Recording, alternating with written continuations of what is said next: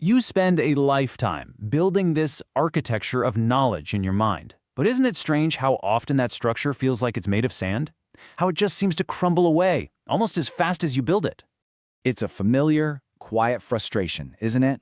You encounter a new idea, and for a moment, it feels solid, real. You think you have it, and then it just dissolves, like trying to hold water in your hands. All that's left is the vague memory that you once understood something important. And you realize it's not just a feeling. It seems that most of what we take in, most of what we read or watch, is gone almost as soon as we experience it. You know, this isn't some kind of personal failure.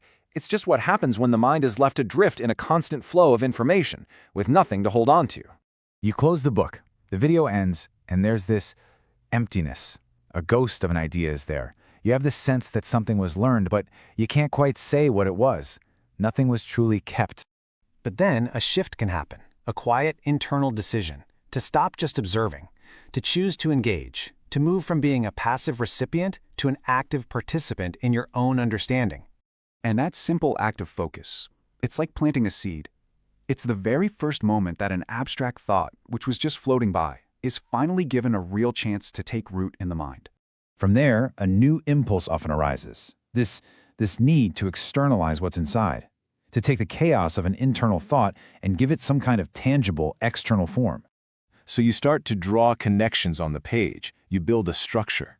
And in doing so, the thought is suddenly given two lives, a verbal one in the words you write and a visual one in the shape it takes. It becomes more real. And this external blueprint that starts to emerge, it's fascinating. It almost seems to mirror the way the brain itself organizes things.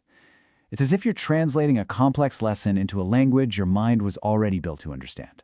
And by building this structure yourself, the abstract idea stops being something foreign. It's not just understandable anymore, it becomes a part of your own personal landscape of knowledge.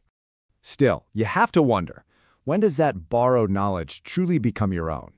What does it really mean to know something, beyond just recognizing it on a map you've drawn? There's a profound shift that happens when you try to explain the idea out loud. There's a strange authority that comes from hearing an idea articulated in your own voice. The very act of recalling it and speaking it, it gives the knowledge a weight it never had before. And that right there, that is the moment.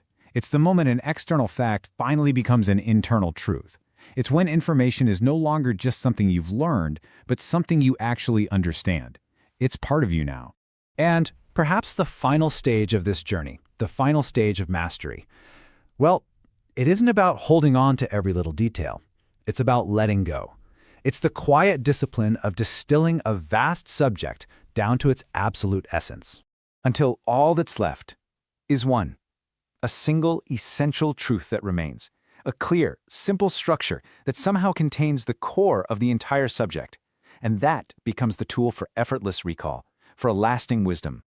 It makes you wonder, what if the true purpose of learning was never about accumulating more and more information? What if it was always about finding the one simple truth that remains when everything else has been stripped away?